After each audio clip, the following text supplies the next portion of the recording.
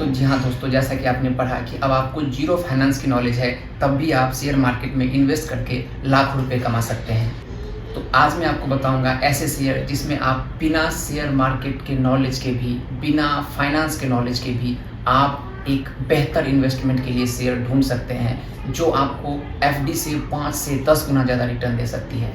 और इसके लिए ना ही किसी ब्रोकर की ज़रूरत पड़ेगी, ना ही किसी फाइनेंस की ज़रूरत पड़ेगी, ना ही किसी तरीके की अमाउंट खर्च करने की ज़रूरत पड़ेगी। घर बैठे ये सारा काम आप कर सकते हैं और एक मल्टी बैगर स्टॉक्स ढूंढ सकते हैं, जो आपको साल में 50 से 60% तक का रिटर्न दे सकता है।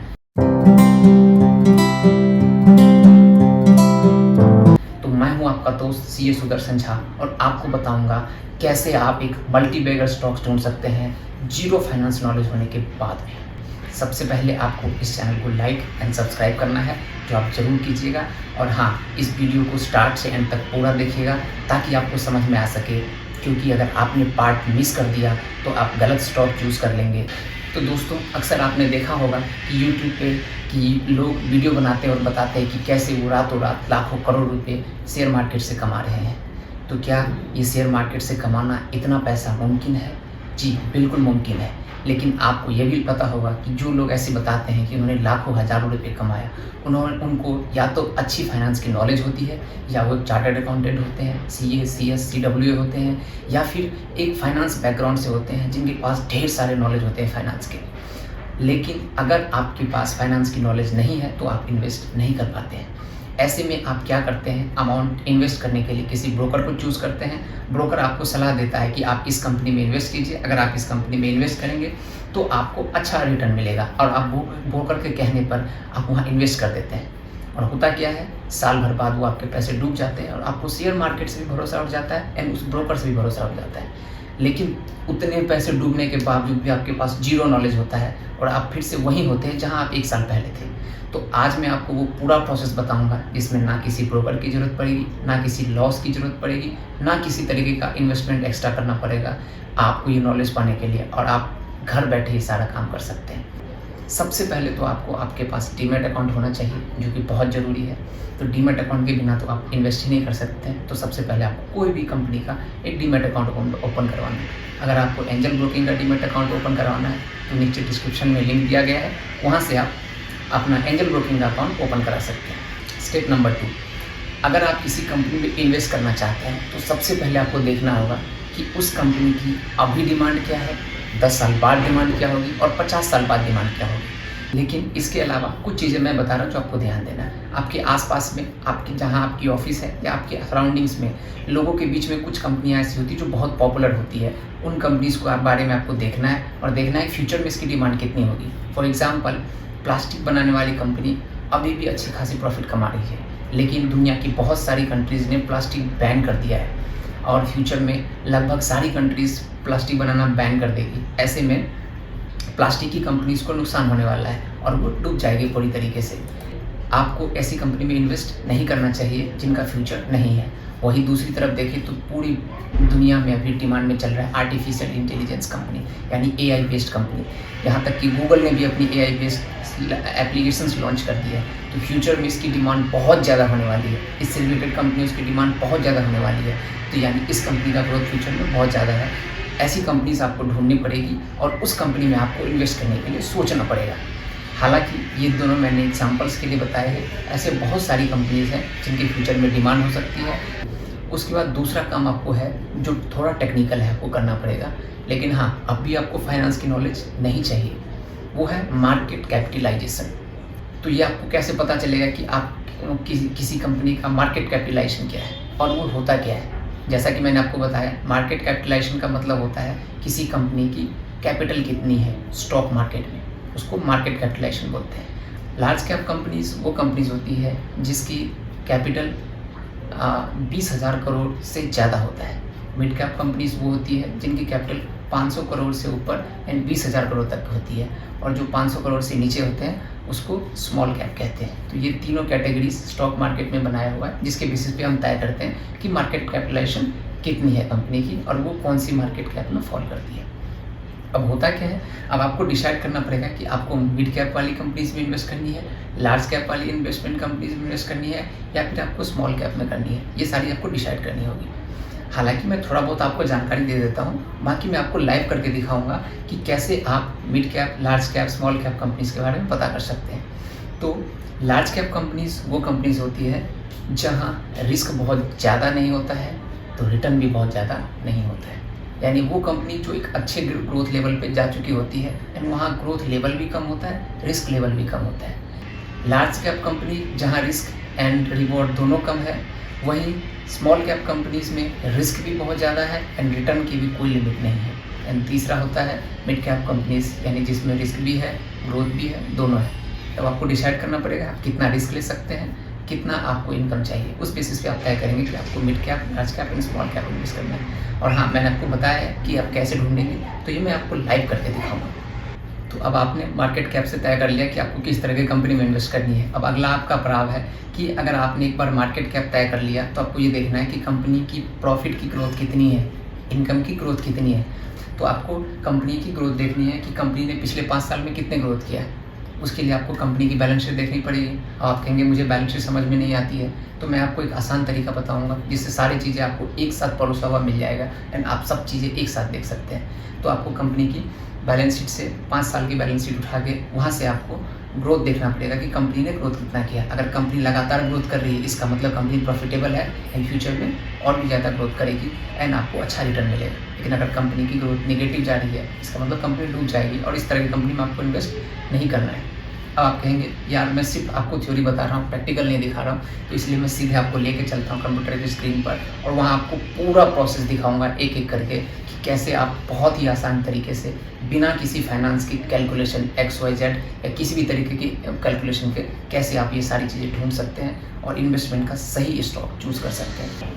तो जैसे आप देख सकते हैं, ये टिकर टेप नाम का एक वेबसाइट है जिस पे आप जाएंगे एंड यहाँ पे आपको पूरी डिटेल में दिखाने वाला हो कि कितनी आसानी से आप सारी चीज़ें ढूंढ सकते हैं। तो सबसे पहले आपने कंपनी तय कर ली किस तरह की कंपनी आपको चाहिए एंड आप यहाँ पे आएंगे। इस वेबसाइट पे आने के बाद आपको नीचे ऑप्शन पे क्लिक करेंगे तो यहाँ देखेंगे आपको एक स्क्रीनर लिखा हुआ आ रहा है। आप स्क्रीनर पे क्लिक करेंगे। स्क्रीनर पे क्लिक करने के बाद स्कैन स्टॉक पे क्लिक करके आप स्टार्ट स्क्रीनिंग पे क्लिक कर देंगे। अब जैसे स्टार्ट स्क्रीनिंग पे क्लिक करते हैं आपको ढेर सारे यहाँ स्टॉक्स देखने को मिल जाते हैं जो कि आपको इन्वेस्ट करने के लिए मिलेगा।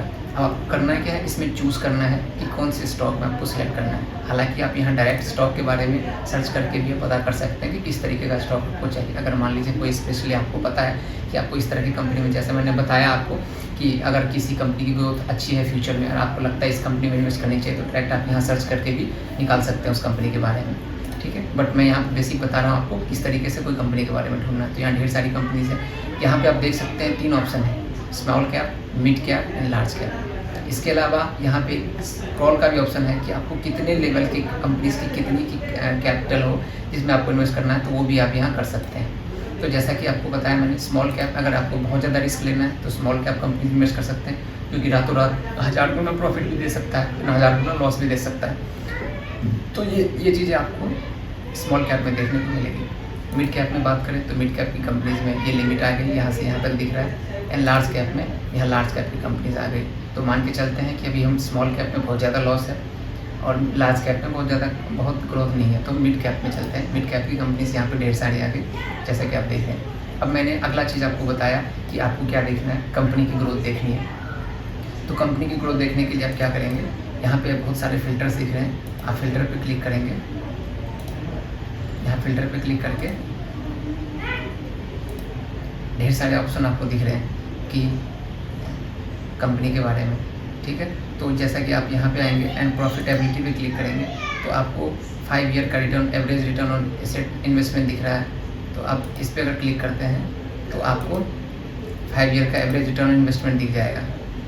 तो आप देख सकते हैं हर एक कंपनी का 5 ईयर ऑफ एवरेज इन्वेस्टमेंट कितना है, 10%, 4%, 12%, 15%, 18%, 27%, 41%, 57, 58, 60% भी है। तो इस तरीके की ढेर सारी कंपनी है जिसकी 5 साल की रिटर्न 60% तक है। तो इस तरीके से आप यहाँ पे कंपनी की ग्रोथ देख सकते हैं। अगर आपको किसी स्पेसिफिकली कंपनी पसंद आ चुकी है मिड कैप में एंड उसके आप स्पेसिफिकली देखना चाहते हैं कि 5 साल में हर साल उन्होंने कितना ग्रोथ किया है, तो सपोज के लिए अगर हम यहाँ पे कुछ कंपनीज़ हैं जिसमें से किसी एक कंपनीज को उठाते हैं, लाइक अडानी विल्मर को उठाते हैं एंड अडानी विल्मर को यहाँ से हम ओपन करेंगे एंड ओपन करने के बाद यहाँ फाइनेंशियल्स पे क्लिक करेंगे। फाइनेंशियल्स पे क्लिक करने के बाद नीचे अगर आते हैं इनकम पे क्लिक करने के बाद यहाँ पे आपको कई सालों का 2020, 2021, 2022, 2023 ये सब सारे सालों का, यहाँ तक 2018, 17, 15, 16 इन सब सारे सालों का यहाँ पे फाइनेंशियल दिख रहा है। तो जैसा कि मैंने आपको बताया कि कंपनी की ग्रोथ देखनी है यानी प्रॉफिट देखनी है, तो यहाँ लिखा हुआ है कंपनी का नेट इनकम। कंपनी की नेट इनकम यहाँ देख सकते हैं, यहाँ पे 148 करोड़, यहाँ 26 करोड़, यहाँ 255 करोड़, यहाँ 235 करोड़, ऐसे पीछे जाएंगे तो पीछे और भी चीज़ें आपको देखने को मिलेगी। ये सारी चीज़ें हैं, तो इससे आप अंदाज़ा लगा सकते हैं कि कंपनी फ्यूचर में कितना ज़्यादा ग्रो कर सकती है और कितना ज़्यादा ग्रो कर रही है, तो इससे आपको ग्रोथ पता चल जाएगा। जैसा कि आपने अभी ग्रोथ पता कर लिया, कंपनी के बारे में पता कर लिया, कंपनी का मिड कैप पता कर लिया, तो हर इनकम के साथ कुछ लॉस जुड़ा हुआ होता है। वैसे ही अगर कंपनी ग्रो कर रही है, कंपनी की प्रॉफिट आ रही है, तो कंपनी की कहीं ना कहीं डेट भी बढ़ रही होगी, तो आपको कंपनी के डेट के बारे में पता लगाना पड़ेगा, जिसके लिए आपको फिर से यही आना है एंड आपको डेट के बारे में देखना है कि कंपनी की डेट कितनी है। डेट टू इक्विटी रेशियो क्या होता है, यानी आपकी जो डेट है उसको पे करने के लिए आपके पास कितने पैसे हैं, इससे डेट टू इक्विटी रेशियो पता चलता है। तरीके से आपको डेट टू इक्विटी रेशियो देख करके तय करना है कि आपको किस कंपनी में, जिस कंपनी में कम आपको डेट दिखे वो आप डेट टू इक्विटी रेशियो देख करके आप इन्वेस्ट कर सकते हैं। हालांकि मैं आपको कुछ और भी कीज़ बता देता हूँ, जैसे कि आप ये एक कंपनी है जिसकी मैंने बैलेंस शीट ले रखी है, ये डाबर है, डाबर की कंपनी का बैलेंस शीट है। यहाँ आप डायरेक्ट सिर्फ सर्च कर लेंगे कंपनी की बैलेंस शीट, वो कैसे मिलेगा, जैसे आपको मैंने दिखाया था कि जैसे आपने किसी कंपनी को ढूंढा, कंपनी पे क्लिक किया, यहाँ बैलेंस शीट, यहाँ फाइनेंस पे गए, फाइनेंस पे जाने के बाद नीचे आपको यहाँ पे एनुअल रिपोर्ट मिल जाएगी। एनुअल रिपोर्ट पे क्लिक करेंगे तो ये डाउनलोड हो जाएगा। डाउनलोड होने के बाद आप जस्ट एक कंट्रोल F करके आप यहाँ पे रेशियो सर्च कर सकते हैं, एंड रेशियो सर्च करने के बाद जैसे आप क्लिक करेंगे तो आपके पास ये आ जाएगी। अब यहाँ पे देख सकते हैं पहला जो आया था यहीं पे दिख रहा है की रेशियोज़। की रेशियोज़ में अगर आप देखेंगे तो वहाँ पे दिख रहा है डेट टू इक्विटी रेशियो। अब देखिए डेट टू इक्विटी रेशियो इस तरीके का है, और इससे आप तय लगा सकते हैं अगर डेट टू इक्विटी रेशियो बढ़ रहा है तो इसका मतलब रिस्क है। तो आपको क्या करना है, डेट टू इक्विटी रेशियो को देख के डिसाइड करनी है कि आपको किस कंपनी में इन्वेस्ट करनी है। ठीक है, इसके बाद चौथा चीज़ है, जब आपने डेट टू इक्विटी रेशियो देख लिया, ग्रोथ देख लिया, तो आपको एक और देखना पड़ेगा, उसे बोलते हैं प्राइस अर्निंग रेशियो। यानी एक शेयर पे आपको कितना अर्निंग मिलता है उसको बोलते हैं price earning ratio, P ratio बोलते हैं उसको टेक्निकली। प्राइस अर्निंग रेशियो ढूंढने के लिए या तो आप डायरेक्ट यहाँ पे भी फिर से सर्च करके ढूंढ सकते हैं, या आप डायरेक्ट यहाँ पे आएंगे और यहाँ पे भी आपको पी रेशियो मिल जाएगा, तो पी रेशियो सर्च कर सकते हैं। जैसे कि मैंने यहाँ पी रेशियो हटा दिया तो पी रेशियो हट गया। आप डायरेक्ट यहाँ पे फिर से सर्च कर लीजिए पी ई रेशियो, उस पर क्लिक कर दीजिए तो आपको पी रेशियो दिख जाएगा। अब पी रेशियो होता क्या है, पी रेशियो एक फार्मूला बेस्ड रेशियो निकलता है, यानी आपकी जो पर शेयर की प्राइस है वो डिवाइडेड बाय आपकी जो अर्निंग पर शेयर है वो। अर्निंग पर शेयर क्या होता है, यानी कंपनी ने जो प्रॉफिट कमाई उसमें एक शेयर पे कितनी प्रॉफिट कमाई उसको निकालने को बोलते हैं और पर शेयर, अर्निंग पर शेयर। और मार्केट प्राइस पर शेयर का मतलब होता है एक शेयर की प्राइस मार्केट में क्या है, तो मार्केट प्राइस पर शेयर डिवाइडेड बाय अर्निंग अगर करते हैं तो पी रेशियो निकलता है। अगर पी रेशियो ज़्यादा होती है तो इसका मतलब आपको रिटर्न कम मिलने वाला है, अगर पी रेशियो कम होता है तो इसका मतलब आपको रिटर्न ज़्यादा मिलेगा। सपोज दैट आपने 100 रुपये की एक शेयर खरीदी जिस पे आपको 10 रुपये का इनकम होता है, इसका मतलब पी रेशियो क्या होगा, 100 divided by 10 is equal to 10। अब 10 रुपये कमाने का मतलब हुआ कि 100 रुपये लगा करके आपने 10 रुपये कमाया, इसका मतलब 10 रुपये का रिटर्न मिला। ठीक, अगर आपने 100 रुपये लगा करके 80 रुपये का रिटर्न कमाया, अब पी रेशियो क्या होगा, 100 डिवाइडेड बाई 80, उससे क्या आएगा 0.8, यानी 0.8 मल्टीप्लाइड बाई 100 करेंगे तो 80%, यानी 100 रुपये लगा करके आपने 80% का रिटर्न कमाया। यानी 0.8 अगर पी रेशियो है तो 80% प्रॉफिट कमा रहे हैं, अगर 10 है तो 10% कमा रहे हैं। तो सेम चीज़ है, जितना कम पी रेशियो होगा उतनी ज़्यादा कंपनी प्रॉफिट देगी आपको। तो इसलिए पी रेशियो से आप डिसाइड कर सकते हैं कि कौन सी कंपनी कितनी प्रॉफिटेबल है। तो पी रेशियो निकालने का तरीका भी मैंने बता दिया, मैं आपको ये भी दिखा दिया कि किस तरीके से आप पी रेशियो ढूंढ सकते हैं। तो पी रेशियो ढूंढना है। अब जब पी रेशियो ढूंढ लिया आपने तो तीसरा चीज़ आपको ढूंढना है अर्निंग पर शेयर कैसे निकालते हैं, क्योंकि पर शेयर पे आपकी कितनी कमाई हो रही है ये बहुत ज़्यादा जानना जरूरी है। अदरवाइज़ पर शेयर पे अगर 50 पैसे की कमाई हो रही है और आपने 1 करोड़ रुपये लगा रखे हैं तो बहुत कम कमाई होगी, और प्राइस जो है वो बहुत ज़्यादा है। यानी किसी कंपनी की शेयर का प्राइस 5,000 रुपये है और उस पर आपको 50 रुपये कमाने को मिल रहा है, तो रिटर्न कितना कम होगा। इसलिए आपको अर्निंग पर शेयर भी देखना है, और अर्निंग पर शेयर देखने के लिए फिर से आप इसी फ़िल्टर पे आएंगे और यहीं पे आप लिखेंगे अर्निंग पर शेयर EPS।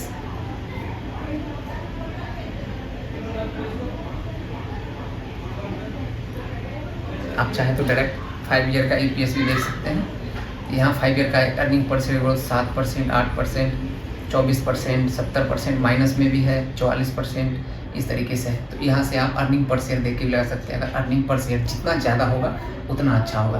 तो अर्निंग पर शेयर जितनी ज़्यादा हो उतनी ज़्यादा आपको यहाँ पे इन्वेस्टमेंट करने की प्लान करनी चाहिए, क्योंकि यहाँ पे रिटर्न आपको अच्छा मिलेगा। तो ये 4-5 चीज़ें हो गई जो बहुत ही ज़्यादा इंपॉर्टेंट है। इसके अलावा एक और चीज़ देखनी है, वो है रिटर्न ऑन इक्विटी, यानी जितनी कैपिटल कंपनी ने लगा रखा है उस पर रिटर्न कितनी मिलती है। क्योंकि जितना कैपिटल कंपनी ने लगा रखी है उस पर जितना रिटर्न मिलेगा उतनी रिटर्न आपको भी मिलेगी। तो रिटर्न ऑन इक्विटी के लिए भी फिर से आप यही फिल्टर पे जाएंगे और यहीं पे आपको सर्च करना है रिटर्न ऑन इक्विटी।